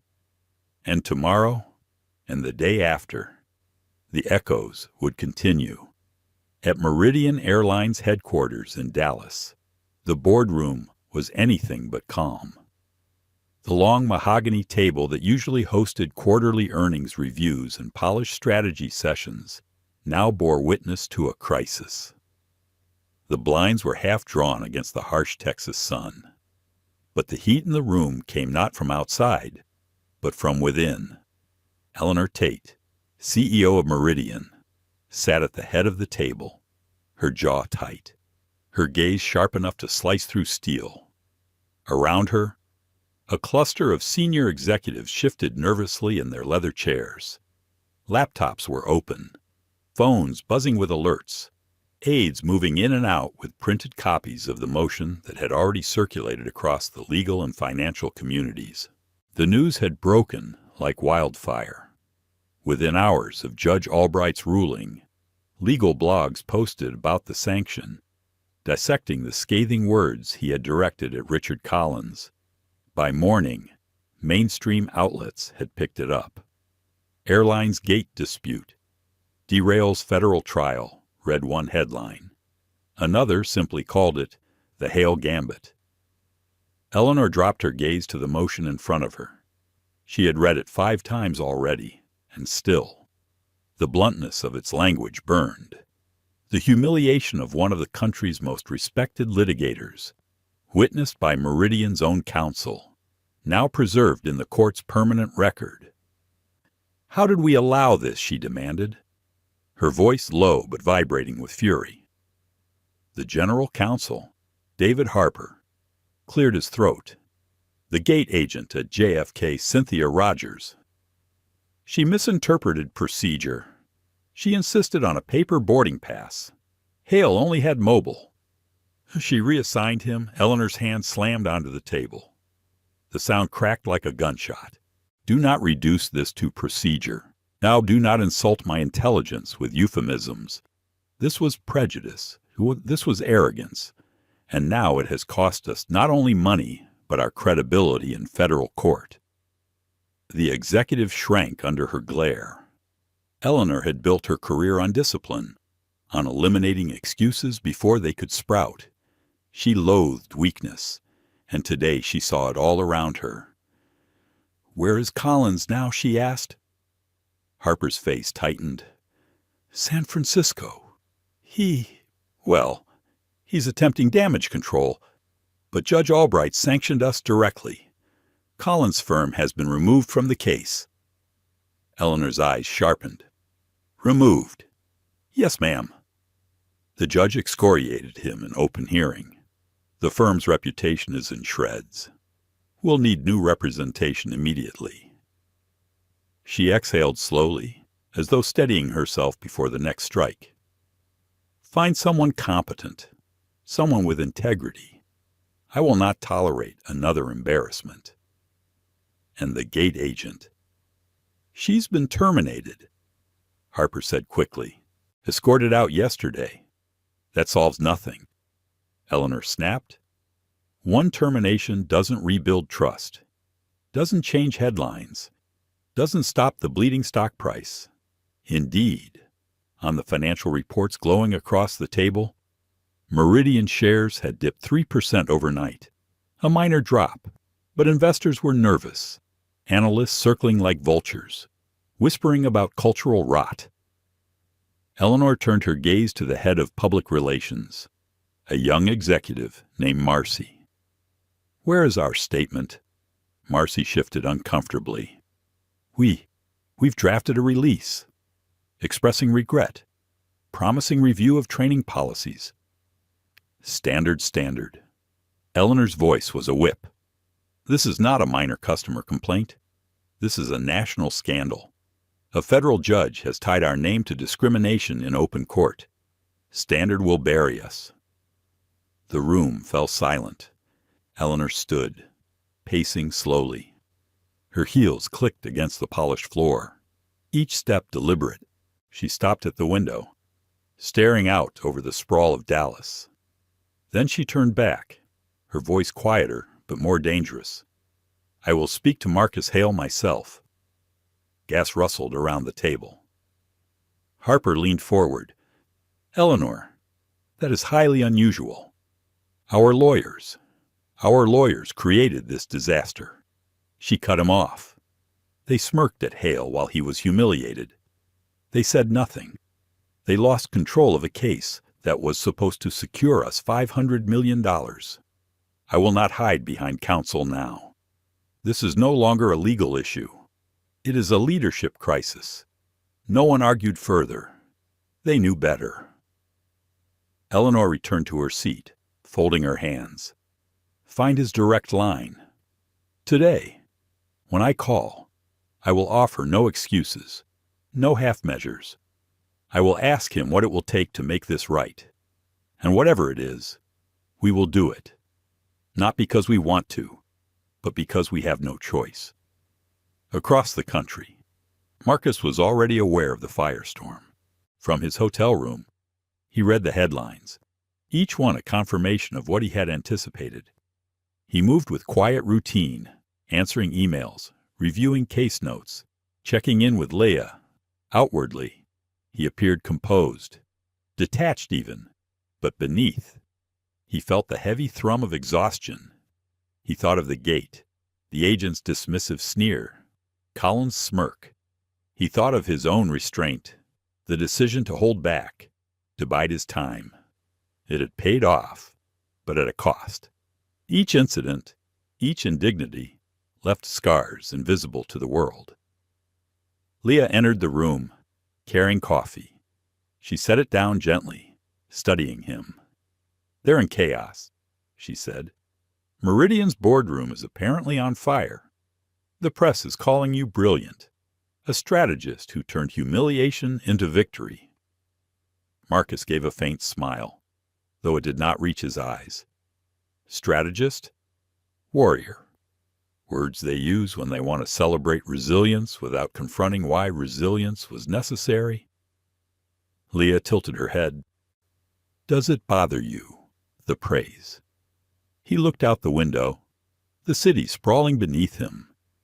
It bothers me that it takes spectacle for people to notice, that every quiet indignity, endured by thousands who will never stand before a federal judge, goes unseen, that I must turn prejudice into leverage simply to be heard. Leah was silent.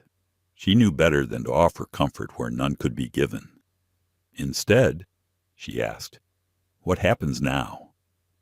Marcus turned back to her, his eyes steady once more. Now we wait. The board will reach out. They'll want to settle. They'll want to transform punishment into redemption. And when they call, we will set the terms. As if summoned by his words. His phone buzzed. Unknown number.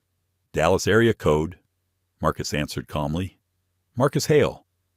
There was a pause, then a woman's voice, steady and direct. Mr. Hale, this is Eleanor Tate, CEO of Meridian Airlines. I imagine you know why I'm calling. Marcus's expression did not change, though his mind sharpened instantly. I have an idea. Then I'll be brief, Eleanor said. What happened at JFK was inexcusable. I am not here to defend it. I am here to tell you that it stops with me. I want to know what it will take to make this right. Not for optics, not for spin. For real. For the first time in hours. Marcus felt something stir inside him, not satisfaction, not triumph, but possibility. He let the silence stretch for a moment, then spoke. It isn't about me. Ms. Tate, Compensation solves my inconvenience for a day. It does nothing for the system that allowed it. If you're serious, then you'll have to change more than policy. You'll have to change culture. And that will cost you more than money. It will cost you humility. On the other end of the line, Eleanor inhaled slowly. Then tell me. I'm listening. The air in Marcus's hotel room felt charged after the call began, as though the walls themselves recognized the significance of what was unfolding. Eleanor Tate's voice carried across the line with an authority few corporate leaders ever achieved. She had built her empire through precision and discipline, but Marcus could hear something else now, a thread of sincerity woven into her tone. It was rare, and he did not intend to waste it. Let's start with honesty, Marcus said, his voice measured, steady. This was not a misunderstanding. This was not a clerical error. It was a manifestation of a culture inside your company that allowed a gate agent to look at me, see what she thought she saw, and decide I didn't belong. Your counsel stood by and laughed. You cannot frame this as an isolated mistake. If you want to make it right, you need to own it as a systemic failure. There was silence on the other end for a moment. Then Eleanor responded, her voice low but clear. I agree. I will not minimize what happened. We failed. Marcus leaned against the desk, gazing out the window at the skyline. Then here are my terms. You will not cut a check to me. You will not issue another hollow press release. You will create change. First, Meridian will partner with the National Black Law Students Association and the Thurgood Marshall College Fund. You will establish a permanent pipeline of internships in your legal and compliance departments. Not a token gesture. Paid positions, dedicated mentors, and a guaranteed interview for every participant upon graduation. On the line. Eleanor exhaled. He could imagine her pacing in her Dallas office, the weight of her empire pressing against her shoulders. Done, she said without hesitation. That program will begin within 6 months. Marcus continued, his voice sharpening slightly. Second, your current diversity training is a failure, or it would not have produced a Cynthia Rogers. You will not be allowed to grade your own homework. You will bring in an independent consultancy, one that my office recommends to audit your internal policies from the language of your manuals to the algorithms in your hiring software. They will rebuild your training from the ground up, with measurable outcomes and accountability. No slogans, no check-the-box exercises. Real change. Eleanor's pause stretched longer this time. Her legal team would resist. Her executives would bristle. Her shareholders might panic. But when she answered, her voice was steady. We will do it. Send me the name of the consultancy. I'll authorize the contract personally. Marcus let the silence return before he spoke again, his final demand carrying the weight of a gavel. Third, justice must not only be done, it must be seen. The sanction Judge Albright imposed is punitive. We will transform it into something constructive. My client has agreed to waive recovery. Instead, Meridian will double that amount and establish the Meridian Justice Foundation. Its mission will be to fund civil rights initiatives and legal aid for marginalized communities. Its board will not be controlled by your executives. It will be composed of civil rights leaders, legal scholars, and community organizers. This will not be charity. It will be legacy. For the first time. Eleanor's breath caught audibly over the line. She understood immediately what he was asking. Not just money, not just reform. A permanent monument to the airline's failure, rebuilt as a beacon, a transformation of humiliation into redemption. That is not a small demand, she said slowly. Marcus's tone remained calm, though inside he felt the old weariness pressing. Neither was what happened to me. Neither is what happens to countless others who do not have a federal case to amplify their voices. If you are serious, you will prove it.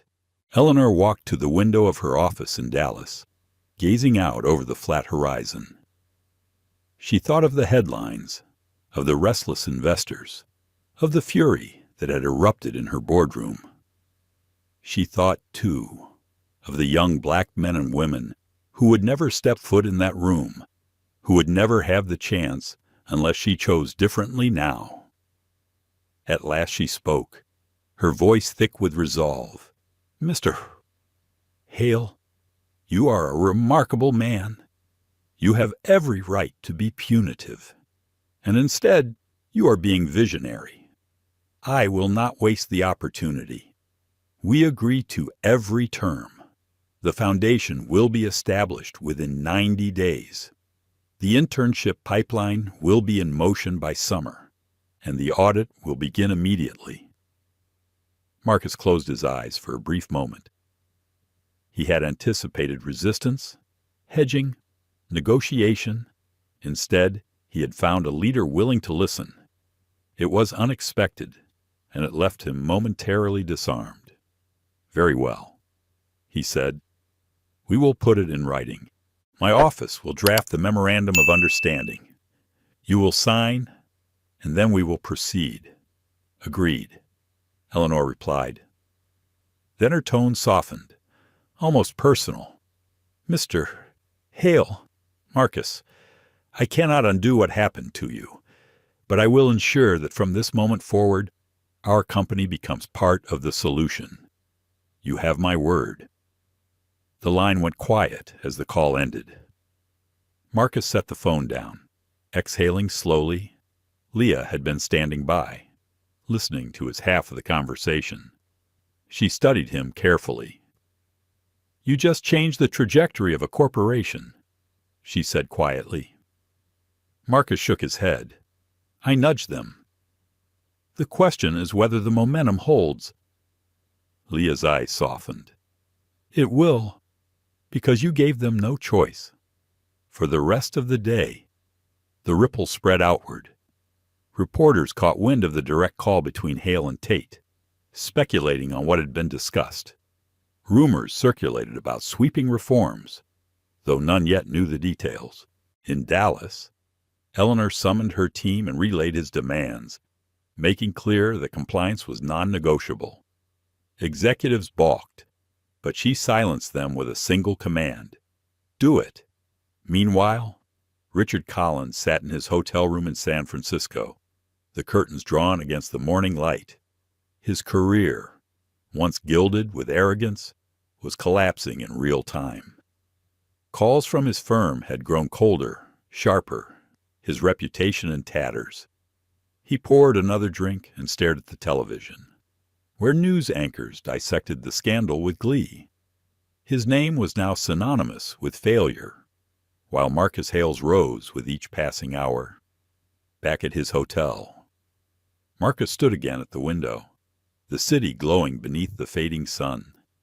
He thought of all the people who would never know his name, who would never see the inside of a courtroom, who faced daily indignities with no recourse.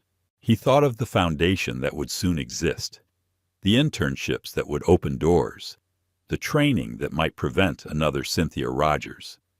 Was it enough? No. It would never erase the scars of centuries. But it was a step, a hard one, necessary step. Leah joined him, her voice soft. "Do you feel victorious?" Marcus considered. "Not victorious. Tired. But sometimes tired is the price of progress." She smiled faintly. "Then rest tonight. Tomorrow, we build." And as the city lights shimmered beyond the glass, Marcus allowed himself, for the first time in days, the smallest flicker of peace. 6 months later, the corridors of Meridian Airlines headquarters looked different. The walls, once lined with sterile photographs of jets against blue skies, now carried portraits of people, smiling faces of interns in crisp suits, community leaders shaking hands with executives, scholarship recipients standing on college steps, The change was not cosmetic alone. It was intentional, strategic, and visible. The Meridian Justice Foundation had launched with a flurry of coverage. Civil rights leaders and law professors sat at its helm, independent and uncompromising. Grants had already gone to neighborhood legal clinics in Detroit, to housing advocacy groups in Atlanta, to pro bono immigration lawyers in Los Angeles. What had begun as punishment was fast becoming a force with its own gravity. Inside the legal department, the internship program was underway. The first cohort had arrived a dozen ambitious young students, many of them the first in their families to step into a corporate boardroom. They shadowed attorneys, sat in on compliance reviews, asked questions that sliced through decades of complacency. The air in the department felt charged, like the first breath after a thunderstorm. Marcus Hale had watched from a distance, keeping his involvement quiet. He had no desire to be paraded as a corporate savior. He let the program speak for itself. Still, when he visited the headquarters one Friday morning, the interns gathered in the lobby whispered his name as he passed. He felt the weight of their eyes, their reverence, and something inside him stirred a mixture of pride and discomfort. Leah walked beside him, carrying her tablet. "They know who you are," she murmured. Marcus adjusted his cufflinks. "They know a story. Stories grow larger than the people inside them. But stories change people," she said, "and you gave them one that tells them they belong here." They entered a conference room where Eleanor Tate was waiting. She rose immediately, extending her hand. She looked different, too, not softened, but sharpened in a new way, as though carrying responsibility she had chosen rather than responsibility thrust upon her. "Mr. Hale," she greeted, her tone warmer than it had ever been. "Thank you for coming. I thought it was time you saw the seeds you planted." Marcus took her hand briefly. "I didn't plant them. I only insisted you water the ground." Eleanor smiled faintly, and sometimes insisting is the hardest part. The meeting that followed was not adversarial. It was collaborative. Eleanor presented updates, the progress of the audits, the adjustments in hiring algorithms, the measurable drop in complaints from frontline staff. She did not boast. She reported, precise and factual. Marcus listened, asking pointed questions, his eyes betraying neither approval nor condemnation. At one point, Eleanor paused, folding her hands. "Do you believe this is real, that we're changing, or do you still think this is just cosmetics?" Marcus studied her.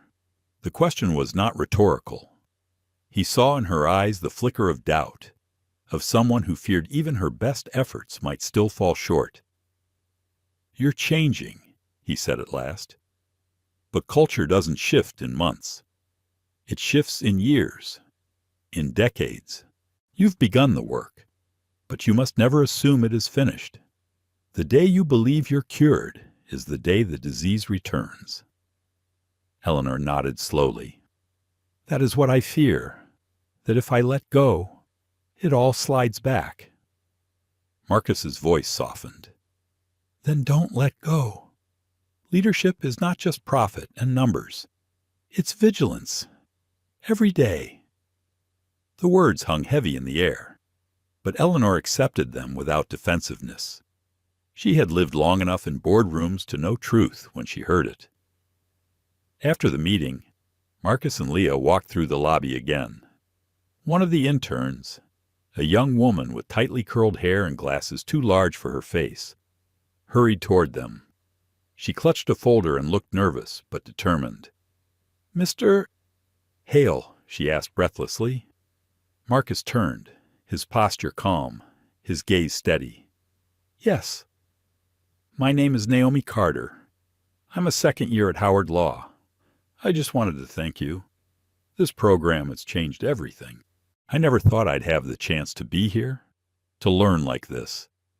I don't know what your fight cost you, but I wanted you to know it mattered.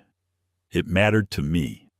For a moment, Marcus felt something crack in his chest. Not the sharp crack of anger, but the gentler break of a weight being lifted. He reached out, shook her hand.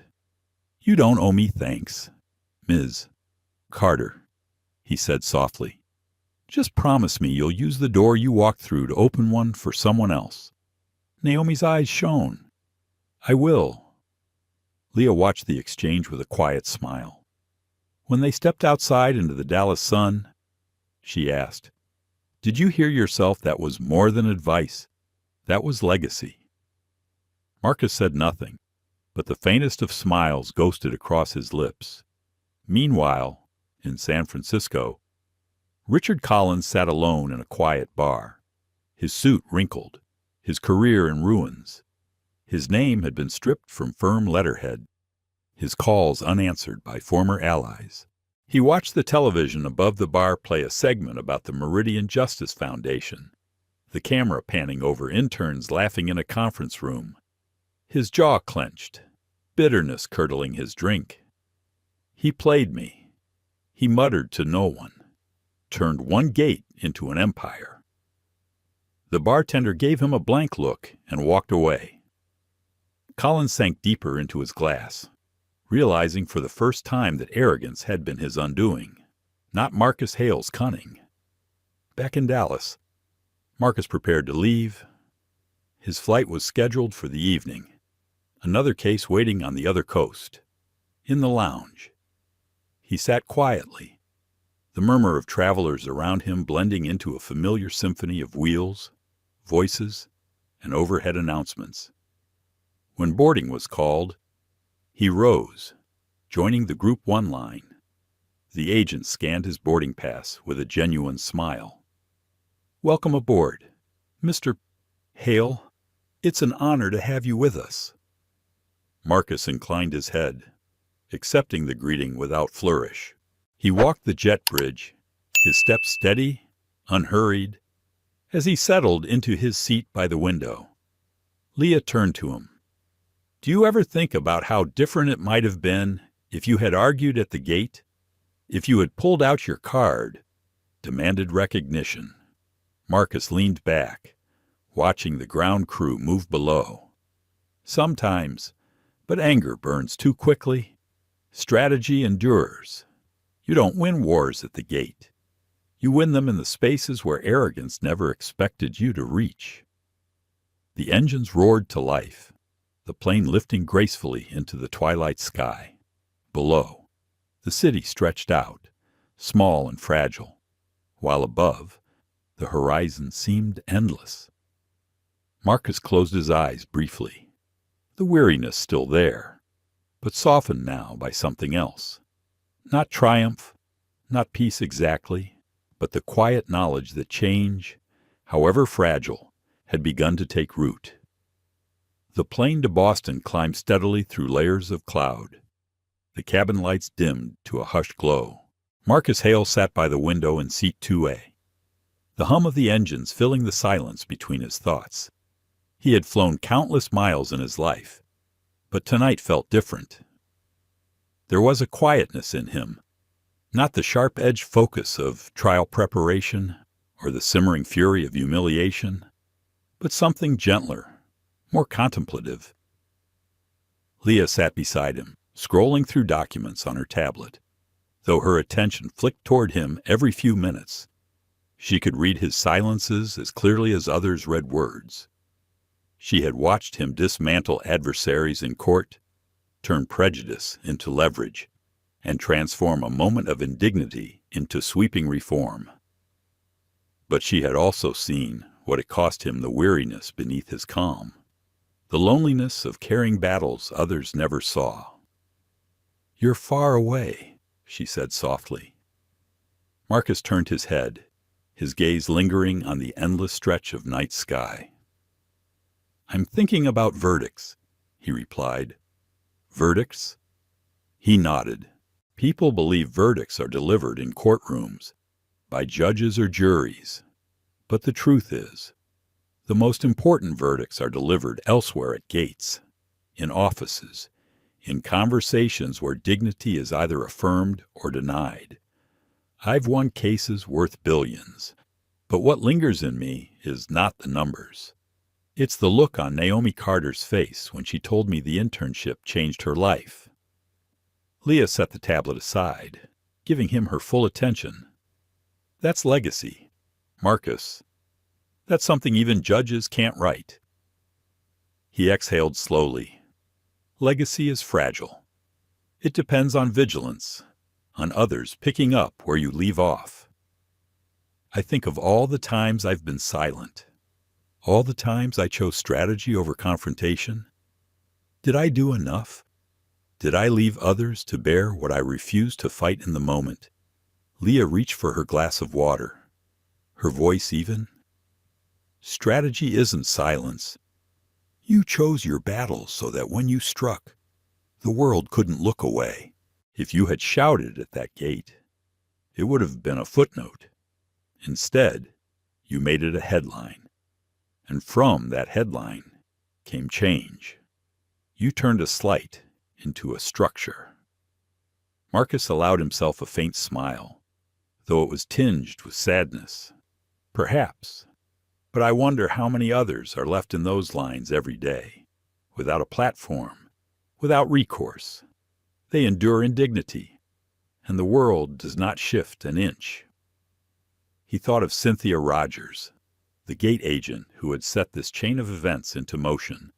Fired, forgotten, a cautionary tale in news articles. He did not pity her exactly, but he felt the complexity of her presence in the story. She had been small-minded, but the system had made her powerful in the wrong way. She had believed her rules mattered more than his humanity. One act, and she had rewritten both their lives. Leah seemed to sense his thoughts. Do you ever wonder what happened to her? Yes, Marcus admitted, but not because I want her punished further. I wonder if she learned, if she saw what followed, if she understood the ripple she created. Change doesn't come from punishment. It comes from recognition. I wonder if she recognized herself.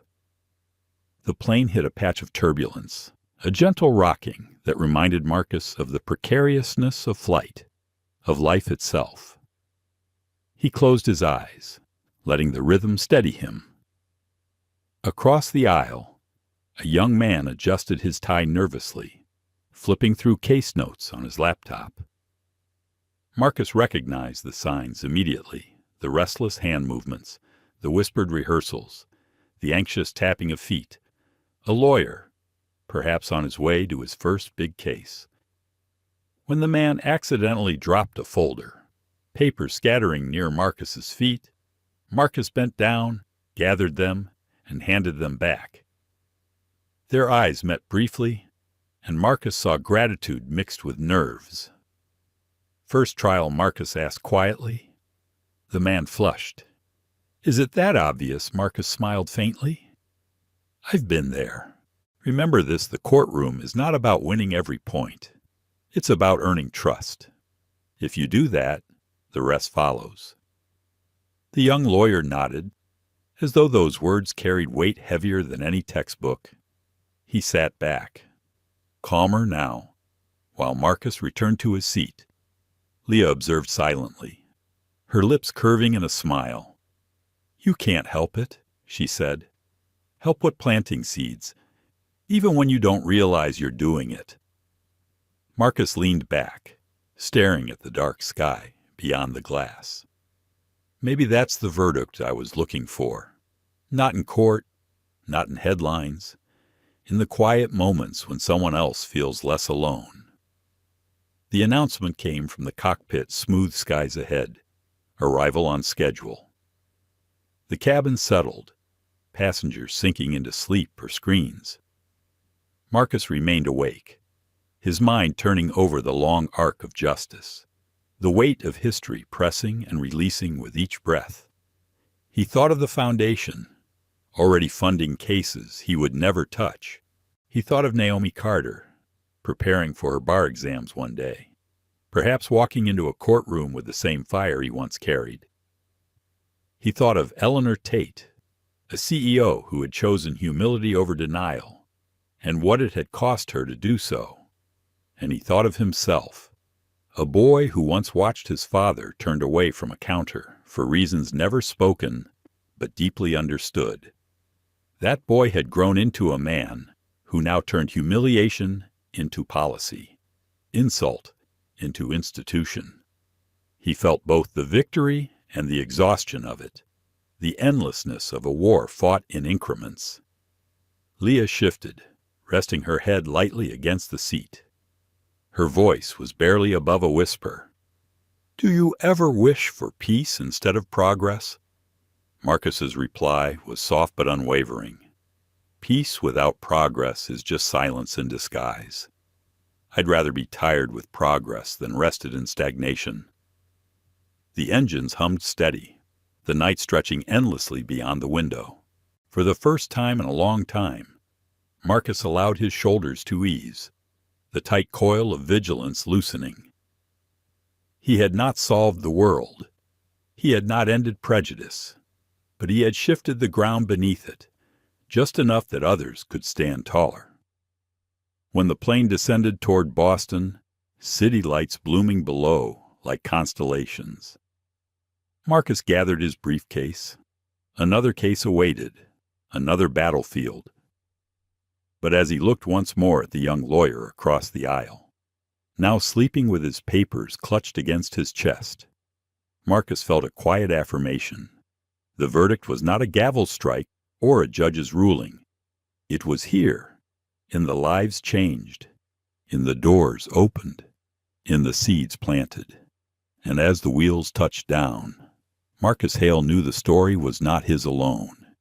It belonged to all who would walk through those doors after him, carrying both the burden and the hope forward. And so, from one humiliating moment at a boarding gate, an entire empire was shaken. What began as a cruel dismissal became a turning point, a demand not for apologies, but for action. Marcus Hale didn't choose anger. He chose strategy. And because of that choice, young interns now walk through doors once closed to them. A foundation funds justice in communities long ignored. And even an airline once blinded by arrogance now carries the weight of reform. But let's not forget discrimination should never be the spark required to light change. Behind every headline is a wound. Behind every reform, a story of pain that should never have existed in the first place. This story is a testament to resilience, but also a reminder of the cost when dignity is denied. As you reflect, ask yourself how many more Marcus Hales are forced to prove their worth in spaces they already belong, and how many times must justice be fought for in places where fairness should be the rule, not the exception. If this story moved you, if it made you think, made you ache, or made you hope, please like, share, and subscribe. Stay with us for the next chapter, where we continue to expose injustice and celebrate the strength of those who rise above it.